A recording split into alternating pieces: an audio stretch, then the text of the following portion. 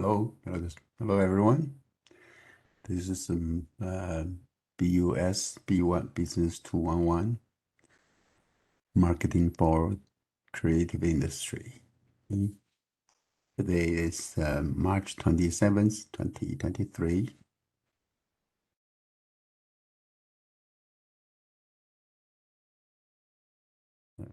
The class will start in 8 minutes.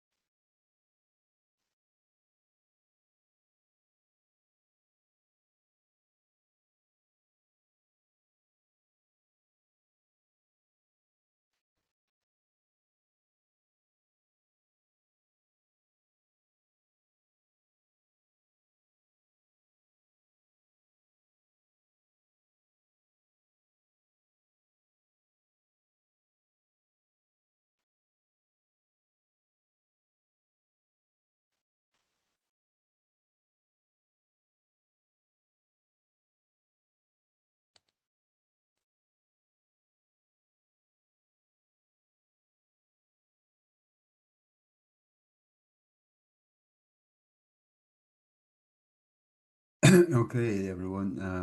Let's see. I wait for one more guy, one more to come.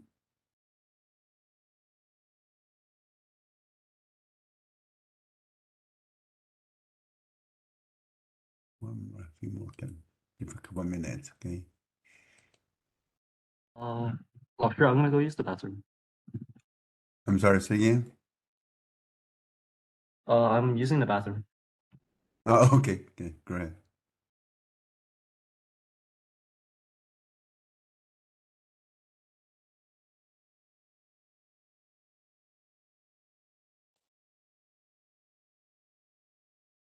Justin called me 老师. I was I didn't get it, quite get it, you know. Interesting.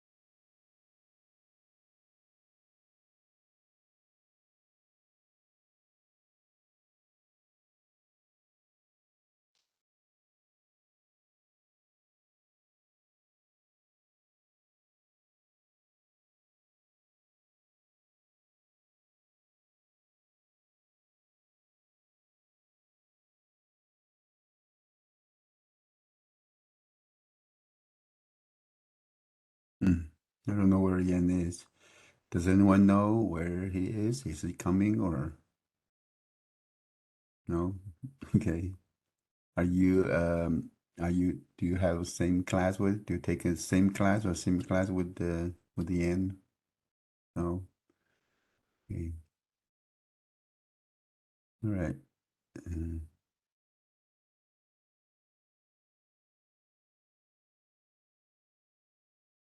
hmm.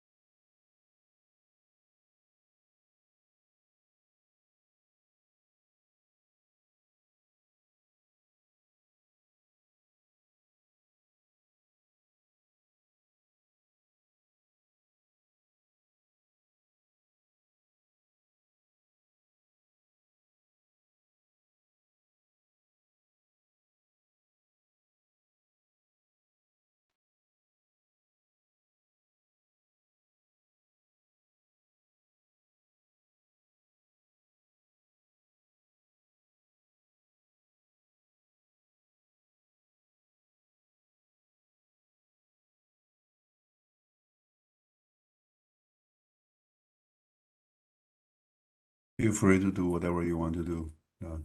Let's wait until at least when Justin comes back.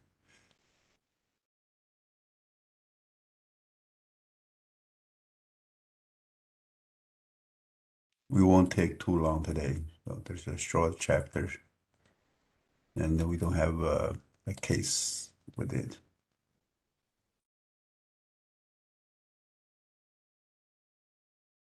Should we pick a group presentation subject? Okay. We're going to do Tesla. We can do Tesla. Okay. Sounds good. Agree on that. Very good. Tesla. You think Tesla is in creative industry? Is automobile electric automobile a creative industry? You can argue with me. You think you think I so? think It Tesla's is. approach is creative. It's not just like Ford. Yeah. Tesla is like the Apple of cars. It's not just like T-Mobile or whatever. So you think its approach is creative, huh? Well, you're saying the Ford or Toyota, they're not creative in their work? They're not as creative. Like not as innovative. Not as innovative. No, you're talking about innovation, innovative, right? Mm. Do you have a do you have a backup plan or just the Tesla you agreed on? You can work on it if you want to, or you want to. That's fine. I'm fine with that. But just you have to really treat it, in a way to make it like a creative industry, or you focus on their creative strategy or their creative marketing. You know, if you're saying that their marketing effort has some creative aspect there, or the product design, or whatever has that, then I'm okay with it. But is that the only one you have? Do you have a plan B? I think we Plan B. also talked about Zara. Was what is it? I think we also Zara? talked about, yeah, Zara. Uh-huh. Yeah, the Zara would be, definitely the Spanish retailer. Yeah, yeah, that would definitely be a creative industry, fashion, right? In fashion. Um, I'll leave that to you guys. You can decide, right? Yeah. Tesla, you have to fight for it. You have to argue for that to make sure it is, we're focusing on the creative part, right? And I see your point, definite point, right?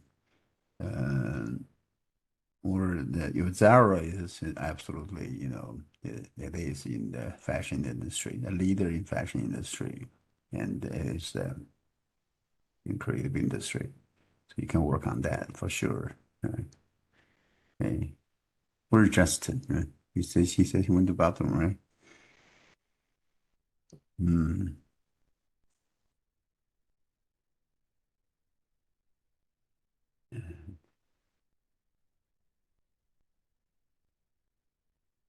Yeah.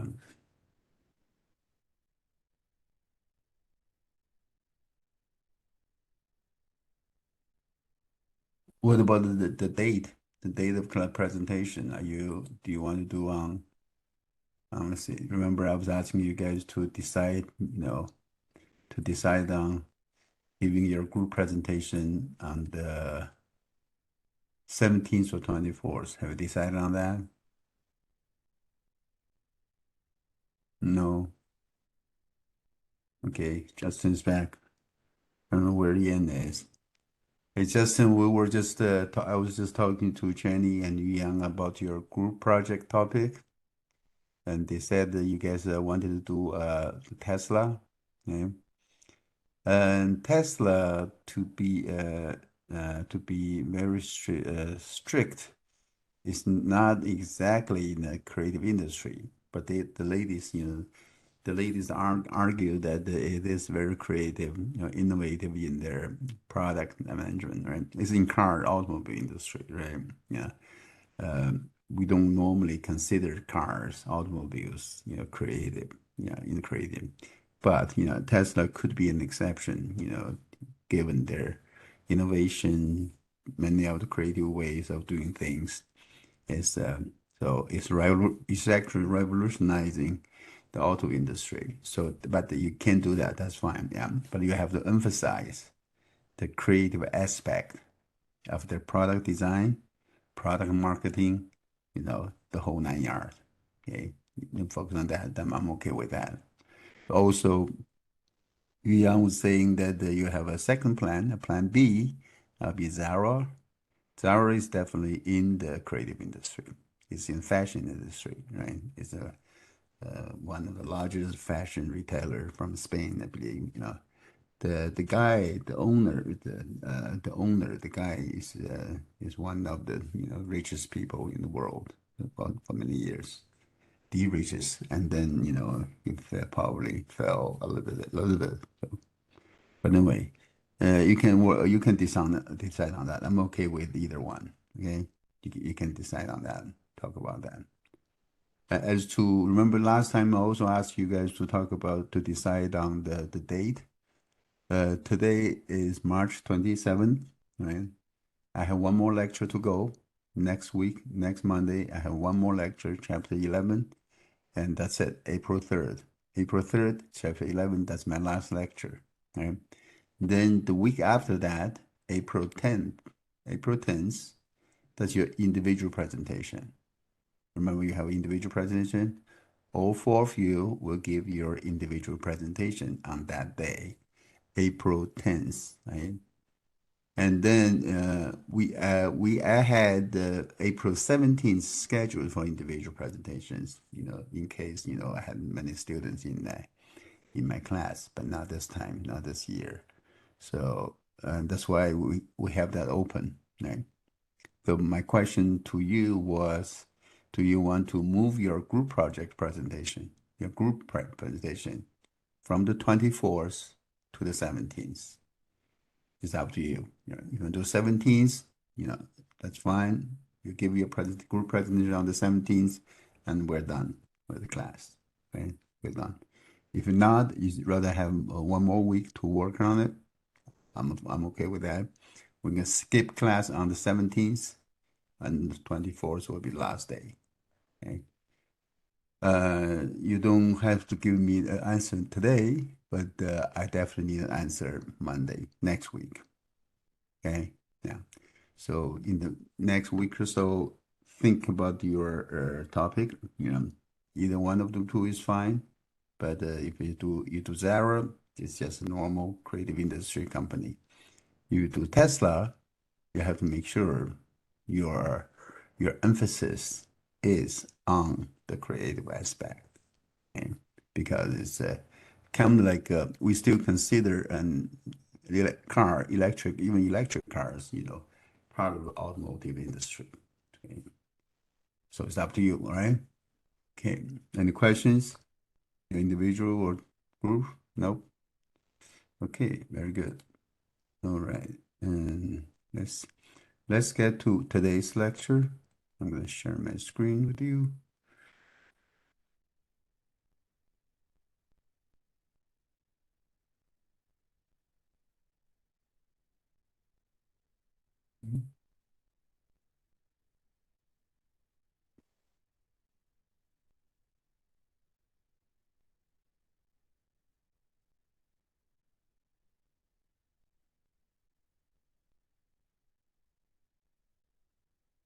It's kind of slow. I think I had too much stuff in my on my computer hard drive. I need to clean it up a little bit. Anyway, okay. In this chapter, chapter 10, there's no moving. Yeah. Chapter 10. Let's talk about the managing customer value over time, or and customer relationship management. How do you manage, your customer relationship? How do you maintain a good relationship with your customer over time? Maybe, hopefully, for their lifetime. Okay, you can manage. You had to have a good relationship with a customer, with the customers. Many customers, millions of customers over their lifetime.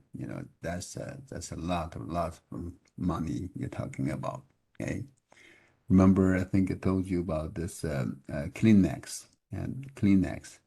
The company estimated, that if they have the lifetime value of a customer, Kleenex, just like this one, is a Kleenex. Oh, it's not Kleenex. Right? I have this tissue box here. It's called Scotties, right? But most people probably use, or you probably use Kleenex, right? In fact, the treat name of Kleenex has become the synonym of cleaning tissues in American household, right? So give me a Kleenex, give me a tissue, give me a Kleenex, right? So Procter and Gamble estimated that the lifetime value of a customer who is a loyal customer to Kleenex, we get a company over the lifetime, I think it's the $1,000, per customer. That sounds like a lot, not a lot of money. If you think about it, it's just so simple, something so simple product, a Kleenex tissue, just one. So and there are 300 million consumers in America. Now, talking about 300 million times 1,000, what do you get? You get $300 billion. $300 billion. That's if everyone uses Kleenex in their lifetime. Think about that. So that's a lot of money, right? So managing customer relationships over time, over their lifetime, is very critical, very important. Yeah. Like in creative industry, in Atlanta, downtown Atlanta, maybe Chenny knows, or Chenny's, family used to live, the family lived in Atlanta as well. And there is a theater called Fox Theater. You heard of Fox Theater in downtown Atlanta? Right. It's a very, old, beautiful, elegant theater, in downtown Atlanta on Peachtree Road. And over there, traditionally, over the years, over the last several decades, they have nutcrackers, nutcrackers performing at Fox Theater, or Swan Lake nutcrackers, all those beautiful ballets or symphonies, and performing at the Fox Theater um, during Christmas season, right? During Christmas season. And it has become a tradition for people in Atlanta, in Georgia, and when kids were little, their family, their parents were talking, educating them about, hey, we're going to watch the nutcrackers during next Christmas at Fox Theater.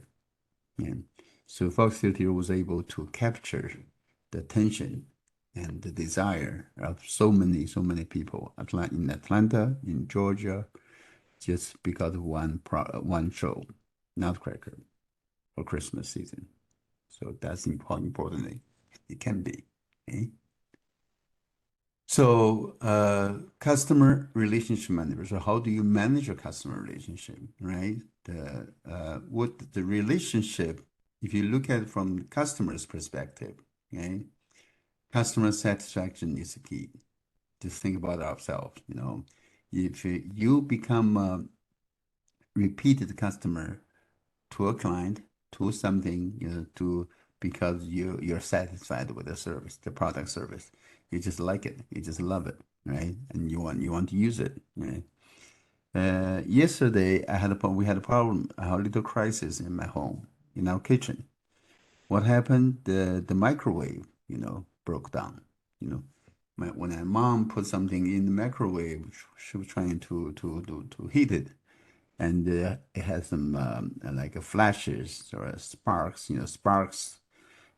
sound, and bling bling bling bling bling sound, and flashes inside the microwave oven. It looks like something went terribly wrong. It's dead. It's about to die, right? And today, and then yesterday actually, I was finally able to take microwave down. Take it down. We need to replace it now. Yeah, replace it, and it was a built-in microwave. Yeah, and then I look at it. It was made in 1999. 99, probably before you guys were born, right? Older than you guys, right? And so it's a 24 years old microwave, right? And the time for me over the years, I haven't. We bought the house in 2008. 2008. Now, how many years now?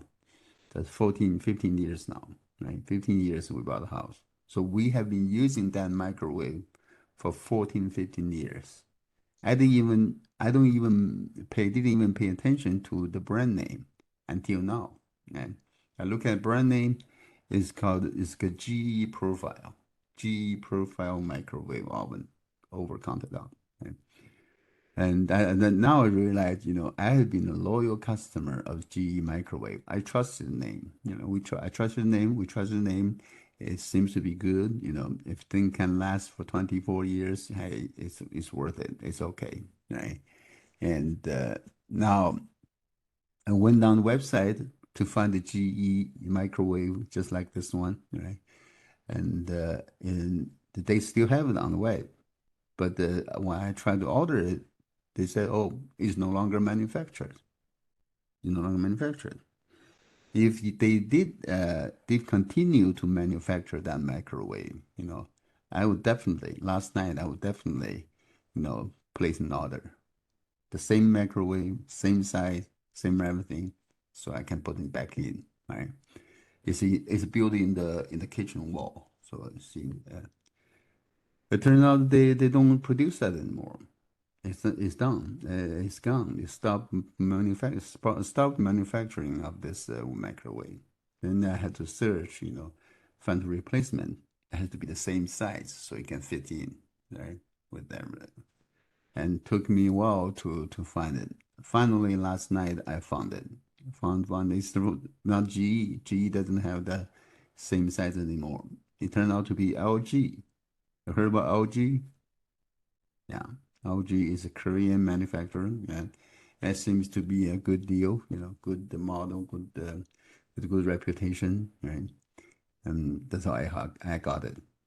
So had GE continue to offer that appliance, that microwave oven, I would have continued to purchase it, just because over the 15 years it never had any problem for us. Okay? So customer satisfaction with the product is a key. Okay, with satisfaction, we're gonna repeat purchases and continue to buy another one. Okay, I have been a satisfied customer with Toyota for many years. I bought my first Toyota in 1991 when I got my first job, right? Before that, I had three cars. I had three cars when I was a student, graduate student at Purdue University in West Lafayette, Indiana. I had three cars, all Americans, unfortunately. And the first one was Ford Galaxy, and it it went bad, right? The second one was given to me as a gift from a faculty professor, a French professor. It was Chrysler. It also went dead. Yeah. Third one was a GM car, Pontiac Catalina. It also went dead. Three American cars. Then it cost me a lot of money. I was a poor student. I was only making like $600 to $800 a month as a graduate student at Purdue. So, and it cost me a lot of money, hundreds of thousands to buy those cars. And they're all dead, poor quality, I guess. Yeah. Then I told myself I have to find a good car, a good quality car that lasts for at least some time, that, if not forever. Yeah. So I did a search on my Consumer Digest. You heard of Consumer Digest, Consumer Report, and look for they said Toyota has the best quality. So I bought my first Toyota in 1991. It's a 1992 model Toyota Camry. Toyota Camry. I think I paid $18,000 on it for it. $18,000 for it. And that was a good deal. That car, I kept driving it. I kept driving it for the next, how many years? 12, 15 years, I guess. 14, 15 years. I put 220,000 miles on it. 220,000 miles on that Toyota Camry. And of course, I was happy with it. And finally, it's just too old, getting too old, too many miles on it. I have to sell it, or actually it's dead. So I had to buy another one. Another one I bought another Toyota Camry, 14 years later, right? And this time the prices are higher, but in the meantime, I had my daughter. We had a daughter, a girl, so we want a family car. I bought a Toyota Sienna van, minivan, auto Toyota. You can see that if you gained customers recognition, or they're happy with your product, they're going to repeat their purchase over and over. Okay, so satisfaction leads to repeat purchase. Repeat purchase, if the product continues to perform, it will reinforce. There is reinforcement of positive attitude toward the product. Okay? Like in my case, my positive attitude toward quality of Toyota. Right? And then the consumer will include the product or brand in the evoked set. What's evoked set? What's evoked set? Evoked set is a group of brands that you think of when you have the need to make your next purchase. When I was about to get a new car, my evoked set at that time automatically was Toyota. I didn't even think about the GM cars, Chrysler, or Ford.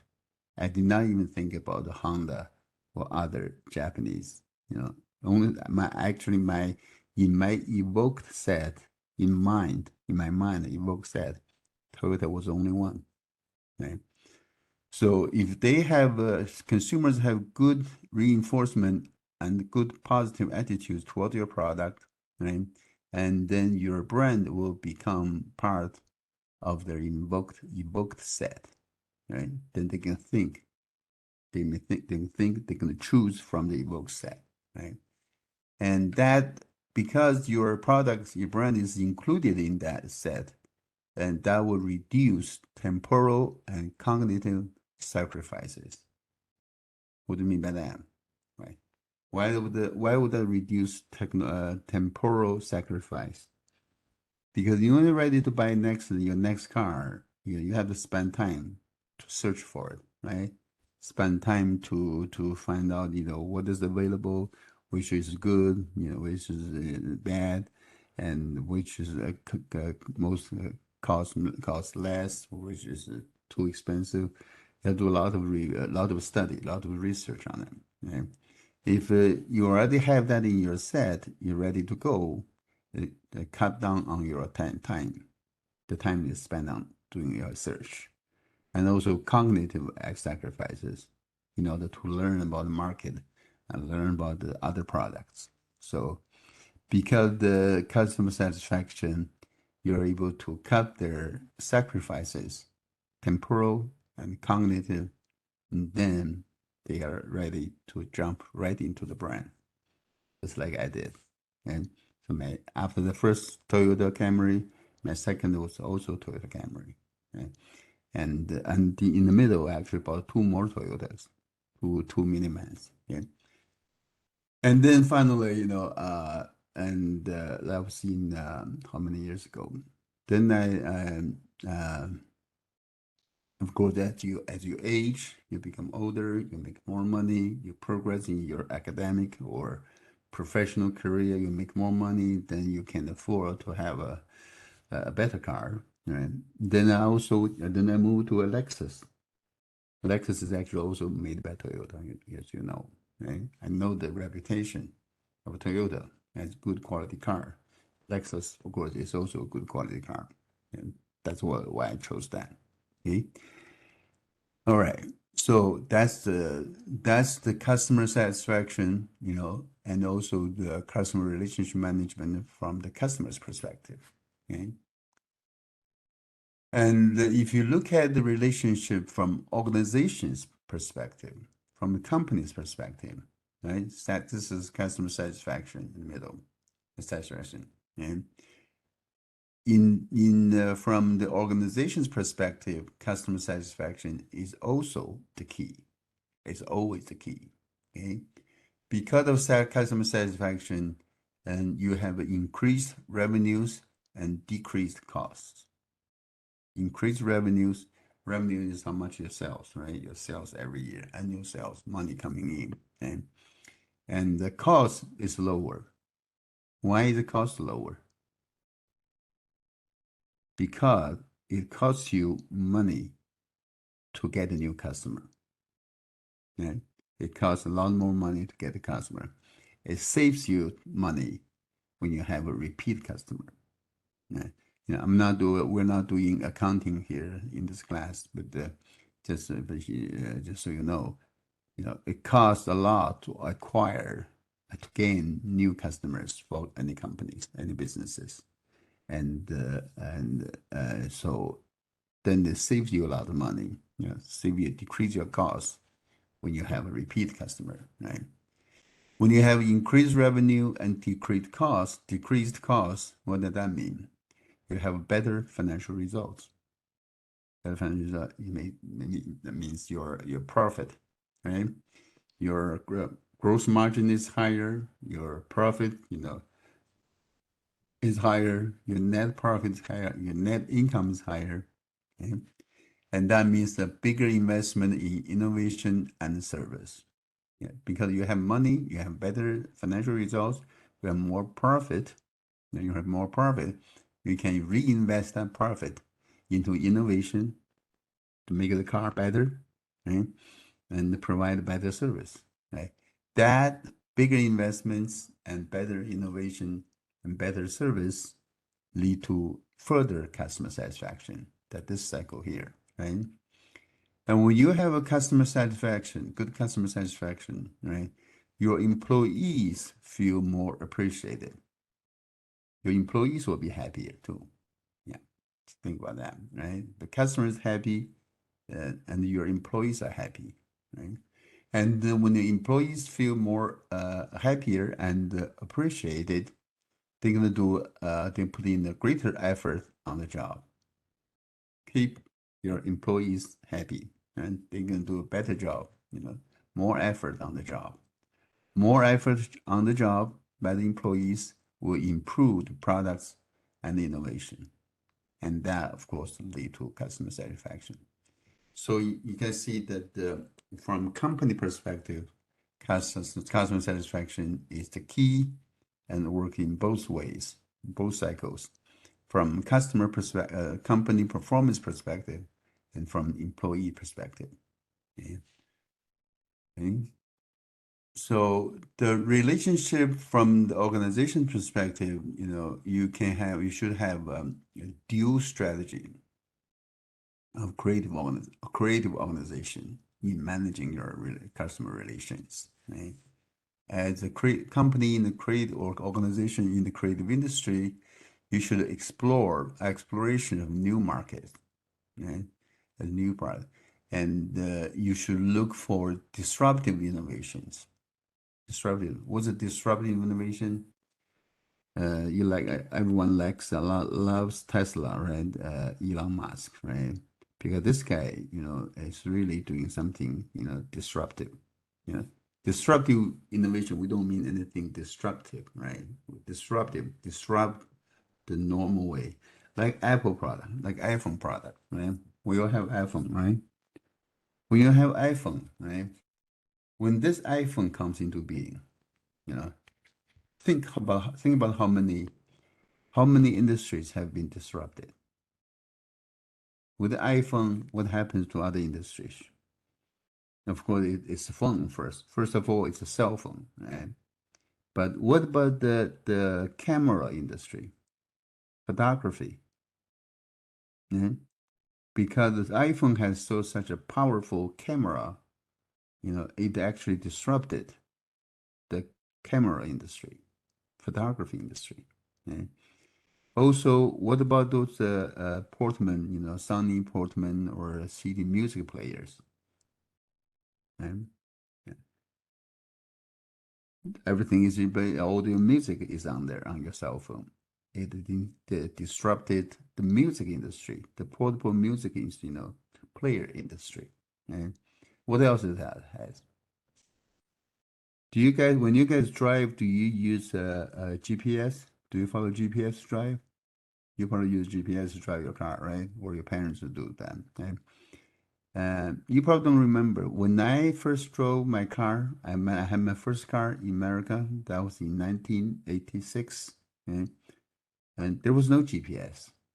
Yeah, at that time when we were as students, when we were ready to go to, we were planning to go to from Purdue University in Indiana to New York City. When we want to go see New York City, visit New York City, we had to go to AAA's office, AAA, AAA, American Automotive Association, I think, right? And then become a member of that AAA and get a whole bunch, this much map, a dozen different maps, so we can follow the map all the way from Indiana to New York City. Okay?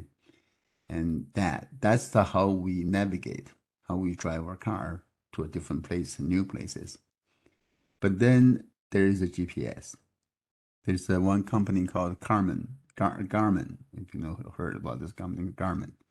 I used to have a Garmin GPS, little thing like this big, screen thing, this big, with a screen this big, and it's connected to my car's, cigarette lighter, right? And that's power source. And that the Garmin's company that manufactures not just GPS for cars, but also GPS for airplanes, okay? For airplanes, navigation equipment manufacturer. Right? I had that GPS Garmin there for years, right? And then came the cell phone. Now with the cell phone, you can have your Google Map, your Apple Map, your just map on iPhone, and that replaced the Garmin GPS equipment, right? So that's and what about the others? What about the movie theaters? Right? Movie theaters, online streaming, right? YouTube, right? All those things that played on your cell phone, they disrupted so many other industries, right? That's what we mean by disruptive innovations. You look for the disruptive innovations in order to, gain future growth opportunities, right? That's one strategy for creative organizations. You're in a creative organization, you're in the creative industry, you need to explore for new market, find the disruptive innovations, and find good growth opportunities, right? And then on the other hand, you need to consolidate your current relationships. You're getting into a new industry, right? You need to consolidate your current relationships. Okay? You need to have incremental innovations in addition to that. Okay? Then that will give you stability of your financial flows, meaning you can keep having revenue coming in, so to sustain your company to go further. Okay? So that's the importance of maintaining good customer relations, for the industry, for businesses, or for organizations. Okay. So your relationship with the customer, a company's relationship with the customer, also has a life cycle. Remember life cycle, product life cycle, product life cycle. What are the 4 stages of product life cycle? What are the 4 stages of product life cycle, guys? Tell me. Do you remember? Come on. There are 4 stages. First one. I don't remember the first one. You remember the first one? What do you remember? Innovation. No. Is it Next try. introduction? Advertise one of them? No. Some they say in introduction.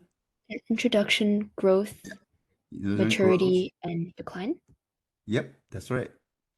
Introduction, growth, maturity, and decline. Right? Of course, there are products who never go into decline. I give example like cheese, cream cheese, right? That thing, when was the introduction stage of cheese? Like in America, probably hundreds of years ago, thousands of years ago, right? From European tradition, right?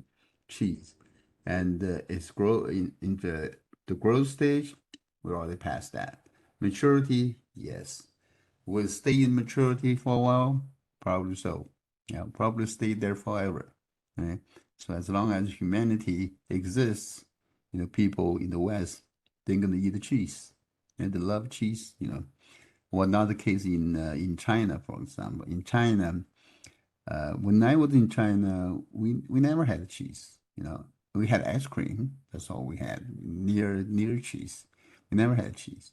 And but the cheese product will get into maturity. Will just stay there forever. We never got into decline. But many others have gone to decline, of course, right? So that's the product life cycle, right? The life cycle of a relationship with the customer, your relationship with the customer may go through a life cycle as well. Okay. You start from your customer satisfaction. Okay? Because of satisfaction with your product, they're gonna come back, repeatedly to purchase your product or service. Okay. And so then they're gonna have repeated experience of creative product. Okay. So that's the introduction stage of your relationship. Okay.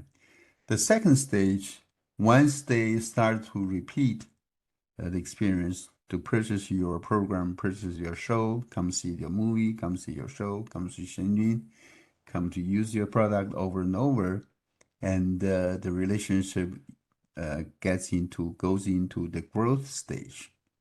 In growth stage, you develop trust with your company, with your product, and trust turns into loyalty. Okay? Loyalty turns into engagement, okay? And these may go both ways. Okay? Trust, loyalty, and engagement of the customer with the company, within the industry. That's the growth stage. Right? And then the relationship may go into maturity. Maturity. In the maturity stage, customers will have a commitment to your business brand, right? They also have develop identification. They identify with this brand, right? They're happy, they're proud to be a proud owner of this product. Like a Harley Davidson, Harley Davidson motorcycles. You heard of Harley Davidson motorcycles? Right? And those people, they this love their Harleys, love their Harleys. They want to show off their motorcycles, drive in groups, drive on the during the parades, during those showcases, just to present them that they become proud owner of Harley motorcycle, Harley, and then they identify with the brand. Okay, so that's just the maturity stage of customer relationship management. Right? There are so what kind of factors would impact the relationship life cycle? Okay, what kind of factor would impact the relationship life cycle between of the customers with your company? Okay, competitors are constantly trying to persuade customers to abandon their current supplier and switch to their organizations because they offer or they believe they offer or they think or they promote that they offer a better value proposition. Okay, so that will affect the product life cycle with you, with your organization. Okay. But more than this, there are certain individual traits that can shape the progress of the relationship in any one of the different life cycle stages. Okay? They are personality traits. Some people more likely to switch, some are less likely to switch, some never switch. Okay, so because competitors, of course, are constantly trying hard to get you to abandon your current brand, to go with their brand, right? But that depending on the individual traits, this may and may not happen. Okay? What are the individual traits that impacting the relationship life cycle? Right? There are several factors of influence that affect your life cycle, whether you want to switch or not switch. Okay? One is called variety seeking. Variety seeking. Okay? Some people just love to see varieties, right? A variety of things, different things. Okay? For example, my father-in-law is staying with us now. My wife's father is staying with us. It's a lovely gentleman, old gentleman. You know what he loves to eat? You'll be surprised. What he loves to eat. He loves to eat tofu and Chinese cabbage. Yeah, he's just so fond of having tofu and 大白菜大豆腐. He often say 大白菜大豆腐. In the soybean tofu and Chinese cabbage. I'm okay. I like the tofu a lot. Chinese cabbage, okay. I'm not that crazy about them, but he's just crazy about them. Yeah. I normally try. I want to try different cuisine, different food. When I went to Thailand or to Taiwan or to Vietnam, to Brazil, Europe, anywhere I go, I will try local cuisine, local food items. When I went to France, I definitely want to try their snails, right? Things like that. Right? And they are people who are seeking variety of things, products, services, food items, hobbies, you name it. Okay? And there are people who are not that much variety seeking. Okay? And also relational orientation. Relational orientation. To what degree they want to keep the orientation. Okay? Another one is the personal trait is skepticism. Right? Skepticism. Yeah. Oftentimes, people who are skeptical tend to be seeking, variety seeking as well. Yeah. What is skepticism? For example, if you say, I have this GE microwave oven, and if I'm a skeptical person, now it's time to replace it. I'll think about this. Is GE still a good, the leader in the industry? Is GE making the best microwave oven in the world, right? Is GE microwave, cost effective or competitive in the pricing, right? Should I change? Should I switch to another one? Right? There are many Korean manufactured products here, right? Should I consider Korean brand or Japanese brand? There are not many Japanese brands. There's some Korean brands, LG and Samsung. Should I consider that? Okay? You see, the skepticism about the performance of your current product or service will lead you to seek a different one that leads to a variety seeking, right? That will impact the relationship life cycle with the previous organization. Okay? Now, we have been talking about customer relationship management, customer relationship management, or CRM, right? What's the CRM? CRM consists in a series of activities designed and realized in relation to the life cycle of the customer relationship. Okay. If you have a CRM, a CRM is a software system, and nowadays it's embodied or it's reflected in the software system, software management system. Right? You use that your database to manage your customer relations. And there, the companies like Salesforce.com, they have also companies like Oracle. You have Oracle, yeah, they have CRM software as well.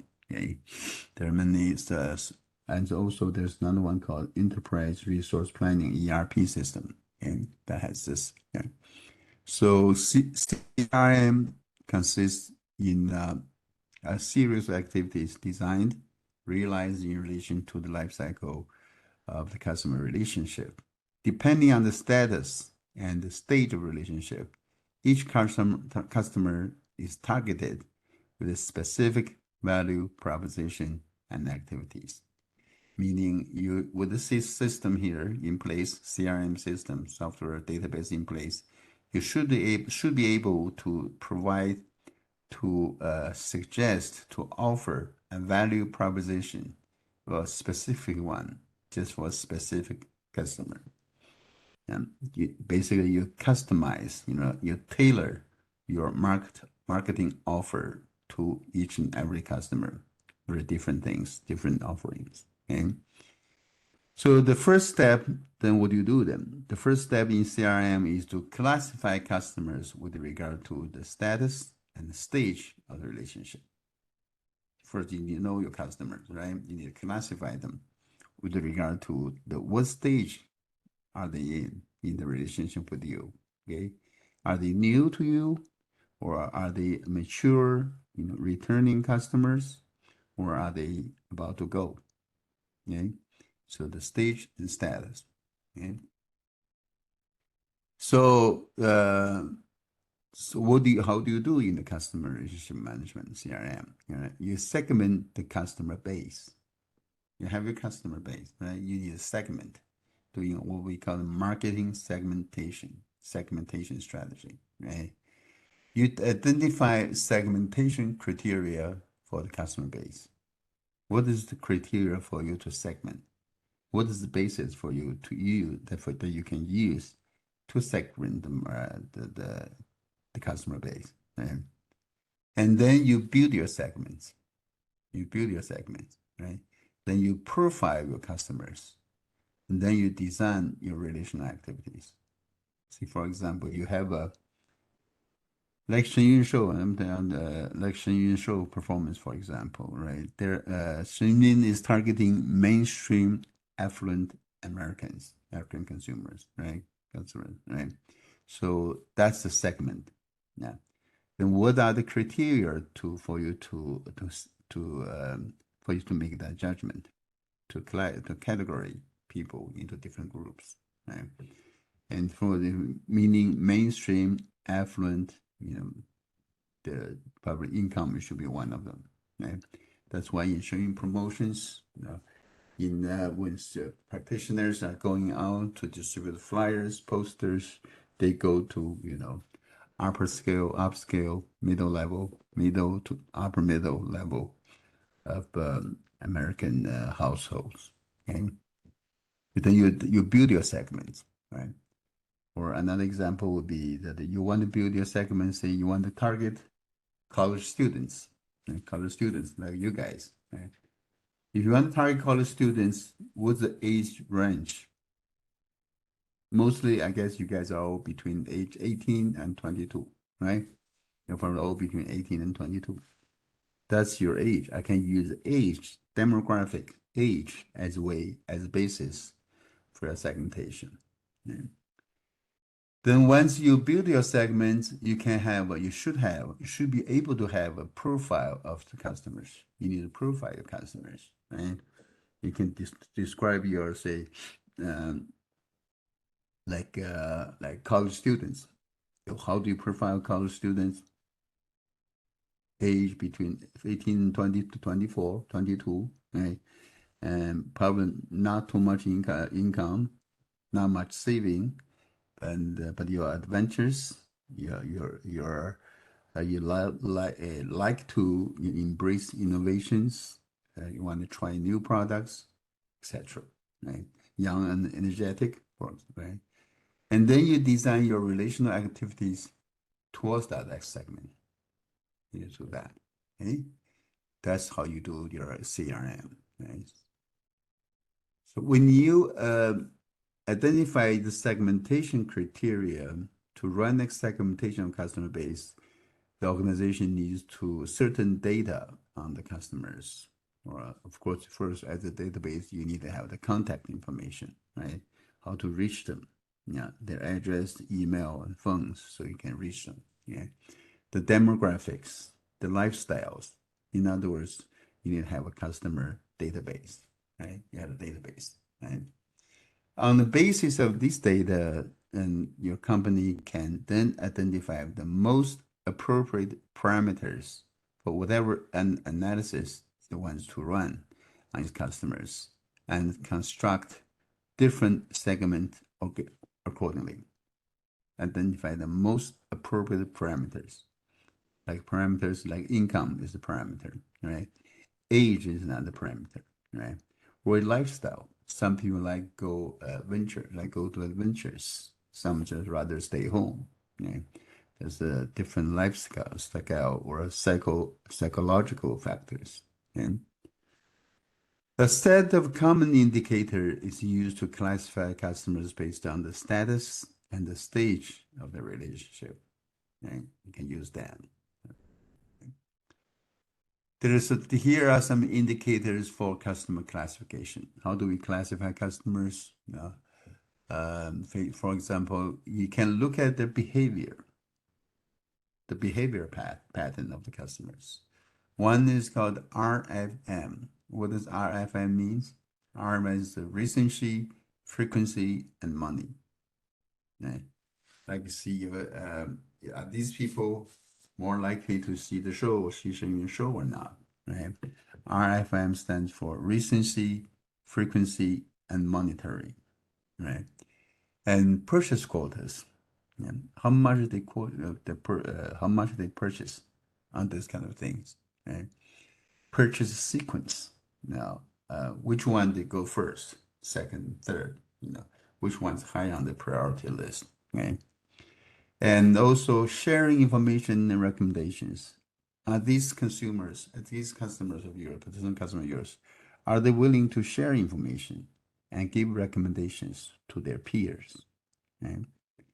And WTB is their willingness to buy, right? And willingness to pay, right? And willingness to recommend. WTB, WTP, and sorry, excuse me. 挺慌，我现在在上课呢。我在上课，那个一下，还一个小时以后吧，OK。So you need to look at their willingness to buy the product and to buy, and willingness to pay for it, and willingness to recommend. Okay? These are all behavior patterns, behavior indicators that you can use to classify your customers. Okay? There are also cognitive and affective factors you can use to classify to classify your customers. Trust, right? Their trust with the business, their engagement, level of engagement, okay? The attachment, attachment. Now, this attachment is not the attachment we mean in cultivation attachment. Attachment or to a degree they want to be associate, get close to the to your organization. Okay? Their identification, to they identify you as something they want to be associated with, related with. Okay? And commitment to stay with you or stay with the brand. Okay? These are the things. These are the factors you can use to classify your customers. That's what companies have been using behavioral or cognitive affective factors, okay, to put your customers into different classifications, categories. Okay? Next, you can build your segment and profile with customers, right? Building segments and profiling customers. Companies select the criteria that best fit the goals underlying the segmentation. On the basis of those criteria, it creates groups of customers.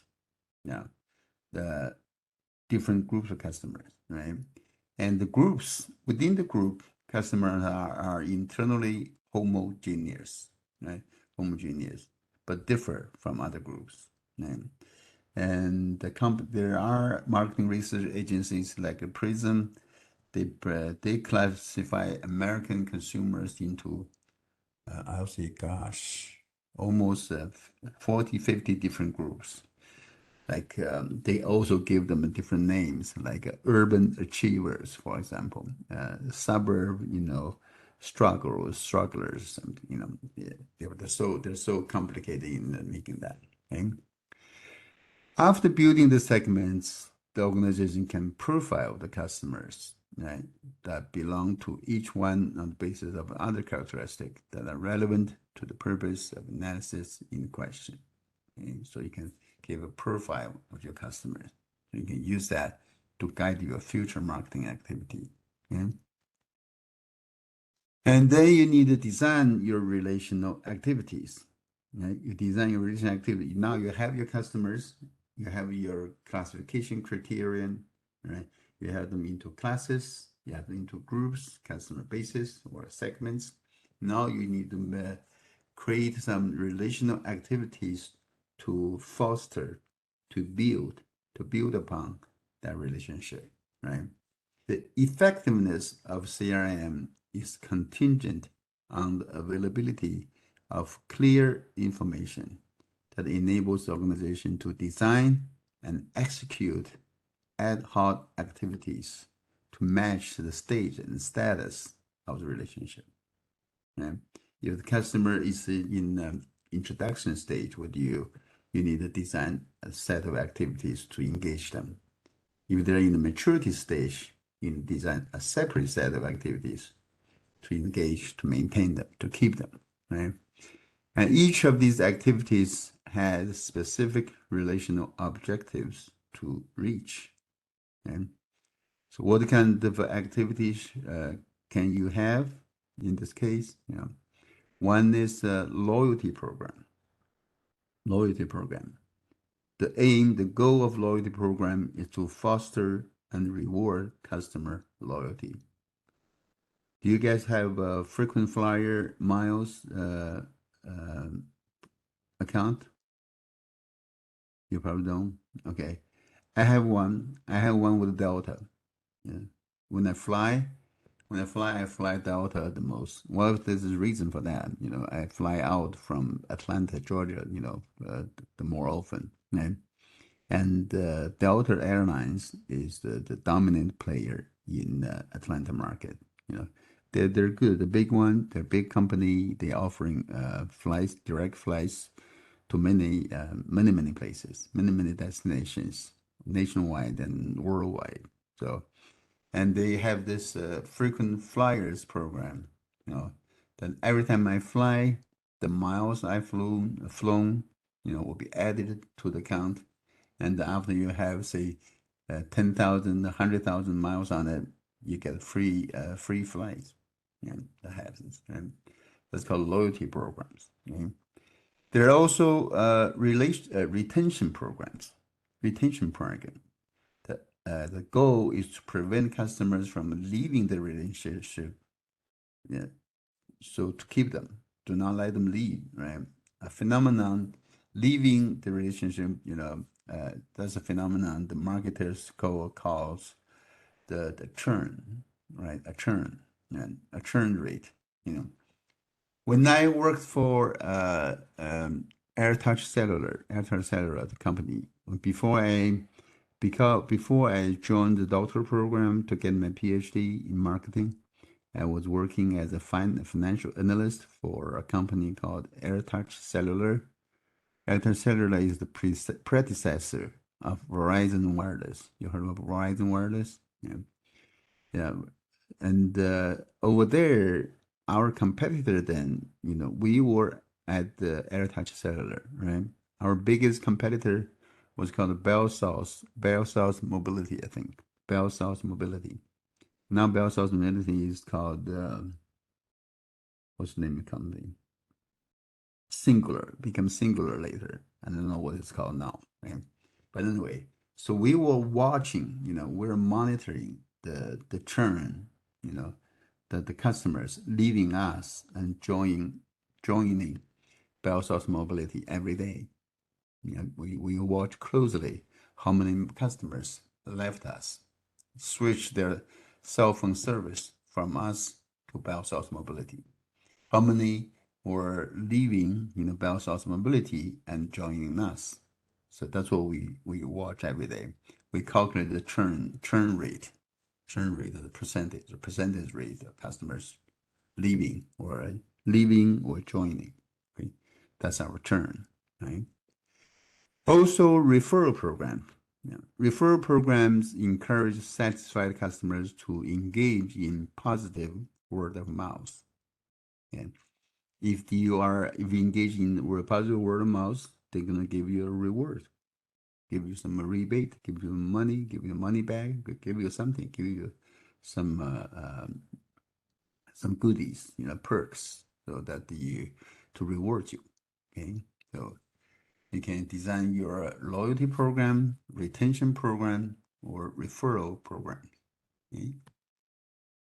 And then once you started operating those programs, you need to monitor, right? You need to evaluate the quality of customer relationship, evaluate the quality of the programs, and also evaluate the quality of your relationship, Okay? For an organization to effectively manage customer relationships, it must systematically monitor the quality. You just have to monitor quality. Otherwise, your effort will be in vain. You'll be wasted throw money into water. If you're not monitoring, evaluating. So, seeing that the foundation of any long-term relationship is always customer satisfaction, systematically tracking satisfaction is fundamental. You have to keep tracking that satisfaction level, okay? So if the level of satisfaction is going up, down, or remain the same, and what you can do with it, okay? To come up with the measure of satisfaction, quantitative marketing research is used, okay? Typically using a survey with a structured questionnaire. Now that is scope of another class in marketing called marketing research. Okay, I just taught a marketing research class online for my current institution. Okay? And in that you can design your questionnaire, okay, structured questionnaire, and you conduct a survey using a paper questionnaire or online questionnaire or interviews or focus groups, whatever you want to use to do that. in a random manner, get the sample representative of the population you're analyzing, and then assess the level of satisfaction. And you have to do that consistently, over time, so you can see the trend in the level of satisfaction. Okay. In evaluating the quality of the customer relationship, there are some indicators that are used to, especially for assessing relationship quality. The things that the companies use to measure, to assess the relationship quality. How good is a relationship, right? One of the indicators is called Net Promoter Score. Net Promoter Score, right? And that is how much the promotion factor you have done. Okay, and yet another one is called the customer retention rate. How much of the customer, what percentage of customers is kept, right? Is maintained and retained and stay with you. And that's your customer retention rate, called CRR. Net Promoter Score is called NPS. Right? CRR is customer retention rate. And then churn rate, as I said, churn rate. What percentage of customer right, is leaving you to join your competitor? And what percent of customer is leaving you every month or every year? You need to calculate churn rate. Okay? And then there's the customer lifetime value, or CLTV, customer lifetime value. Yeah. How much would a customer be worth to you? Right? How much revenue the customer is going to generate for you, bring you in their lifetime? Right? Remember the example I gave you, Kleenex?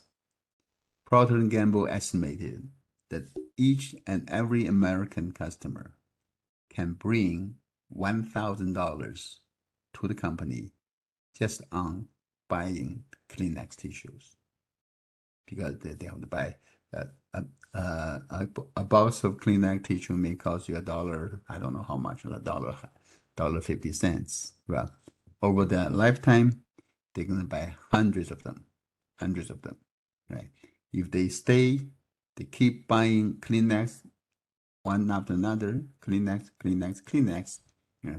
Over the lifetime, they're going to contribute $1,000 to your company's bottom line, right? Just one customer, one person, yeah, just on Kleenex. Not even talking about anything else, right? But that's the customer lifetime value that you can calculate, okay? I think that's all I have for this chapter. This is as I said, a short chapter, and yeah, it's I don't have much else to say. I don't know what time is it. I think, yeah, and let's see. I'm gonna stop sharing that. Okay. Any questions, comments? No. Okay. All right. As I said, remember, you need to make a decision as to. Okay, next week we have one more chapter, last chapter, okay, integrating marketing and creativity, put together, okay, the final chapter, and then the week of that after that. So basically, you have from today, you have 2 weeks, 2 weeks time to work on your individual presentation, okay, and remember between Zara and was it Tesla, right? You guys can make a decision on that. I'm okay with either one. Just you have to make sure you're on it. Okay? You do Zara, that's in creative industry. You do Tesla, that's not exactly in creative, but I can argue for that. I'll buy your argument. You have to focus on the creative aspect of Tesla or electric car, and then you work on it. Okay? And also, you tell me after you make your individual presentations on April the 10th. And then you need to tell me, are we going to meet on the 17th or 24th? It's up to you. We'll need to meet one of the 2 days. Okay? Any questions, comments? No? Okay, that's all. That's all for today. Thank you, guys. Have a good week. Thank you. Bye. Okay. Bye.